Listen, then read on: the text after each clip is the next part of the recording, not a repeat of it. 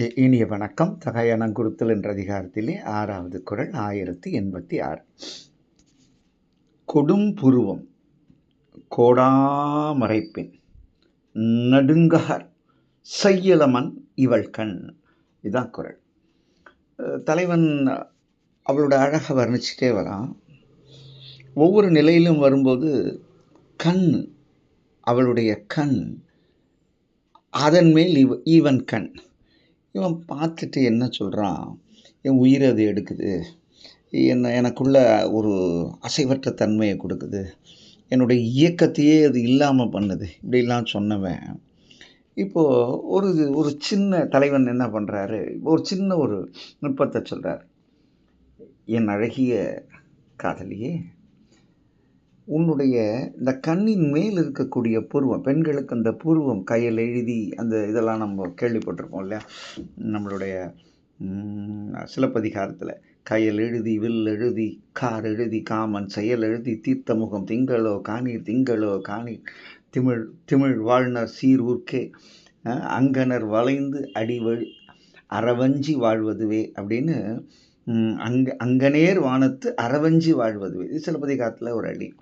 அந்த மாதிரி கையெழுதி வில்லெழுதி கார் எழுதி காமன், அது மாதிரி இது உன்னுடைய கண் இருக்குது, இது புருவம் இருக்கே, இது மட்டும் விளையாமல் இருந்திருந்தா, விளையாமல் நேராக இருந்திருந்தா எனக்கு ஒன்றும் நேர்ந்திருக்காது, என் நெஞ்சம் நல்லா இருந்திருக்கும், அங்கே ஷாக்கே இருந்திருக்காது.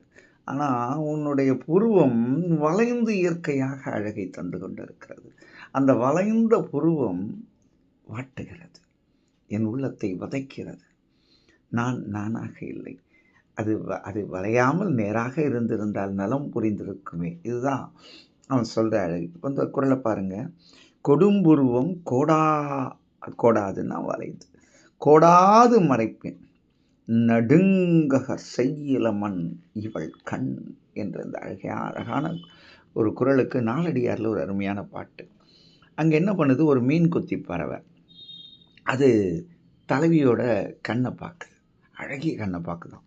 கண் கயல் என்னும் கருத்தினால் காதலி பின் சென்றது அம்ம சிறு சிறல், அதான் மீன் கொத்தி பறவை, அம்ம சிறு சிறல் பின் சென்றும் ஊக்கி எழுந்தும் எரிகல்லா ஒன் புருவம் கொட்டிய வில்வாக்கு அறிந்து என்று முடிகிறது.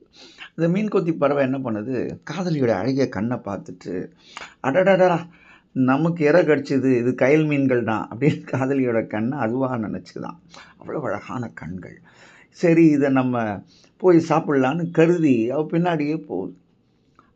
ஆனால் அவளோட புருவ வளைவுகளை பார்த்து இது அப்படியே ஆடி போச்சான். எது, இந்த சிறு சிறல் அப்படின்னு சொல்லக்கூடிய மீன் கொத்தி பறவை. ஐயையோ, இது கயல் மீன் இல்லை, அந்த புருவ அம்புகள், அந்த வளைவுகள் அம்புகள், இது வில், இது என்னை அழிக்க வந்தது அப்படின்னு கருதி பயந்து போய் அஞ்சி ஓடி போயிடுச்சான்.